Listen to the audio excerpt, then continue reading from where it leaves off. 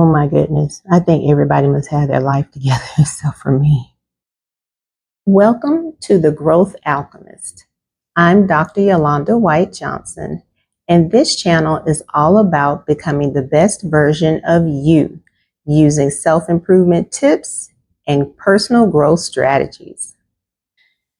Sometimes when I'm scrolling on social media, I see people talking about how they made so much money selling physical products, digital products. I see them on these lavish vacations. I see them with all of the gear and the fancy cars and the fancy homes. And I think, wow, I wish that was me.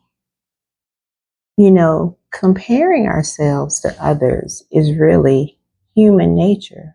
I mean, we all do it at some point in time. But when you constantly do it is when it becomes a problem. And that's when it can affect your mental health and your happiness. It can also be caused by three main things: stress, anxiety, and just basically feelings of inadequacy. Stress, because you feel like you're not measuring up. Anxiety, because you're worried about what other people think. And inadequacy, because you're just feeling self-doubt, like you're not good enough. So why do we do this to ourselves anyway? Well, there are three main reasons: social media, societal pressure, and insecurities. Social media. Now, I grew up in the 80s before social media, but even I am not immune to comparing myself to people online. Just 2 days ago, I was scrolling on social media and I saw this young lady. She was in top physical shape. And I started reading the comments and I noticed that someone said how perky her breasts looked. And in the video, she started joking about the comment and she was about to say that she lifted weights to get that way. And then she said, nah, I'm not going to do that. I had my boobs done 10 years ago. And if you got $8,000 to $10,000, you can have perky breasts too. And at that moment, I said, I'm subscribing to her channel because it's so rare when you see people that are just totally transparent like that online. So many times we see people on social media, they are so invested in trying to sell you something. And we want to be successful. So we want to believe that this person is being honest with us, and they play upon that. And so we fall into that trap. And again, no one is immune to it. It happens to most of us. It happens to the best of us. Societal pressure. You have comparison to other people. You think, I'm supposed to be a certain way, that success is supposed to look a certain way.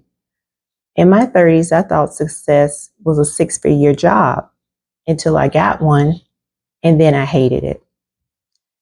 It was the best job I ever had and the worst job I ever had. But what it did teach me is that all money is not good money. But society told me, or at least I told myself, that I wasn't a success unless I had a 6-figure job. So societal pressures can also play into that. And then, of course, again, our own insecurities about who and what we are. If any of this resonates with you, go ahead and like this video and subscribe to my channel.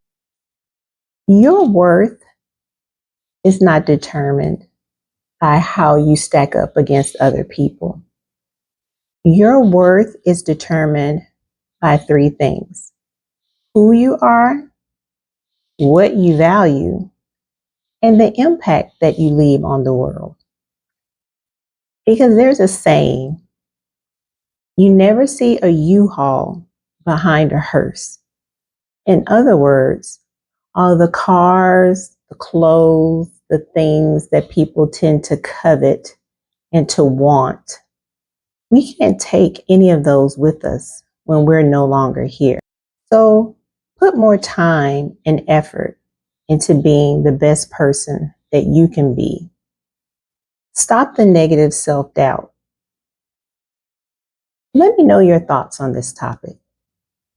Have you ever suffered from the comparison syndrome? Or if you haven't, let me know your strategies. Share it with everybody, and maybe we can take some tips from you. So, until next time, don't forget to like and subscribe, and I'll see you in the next video.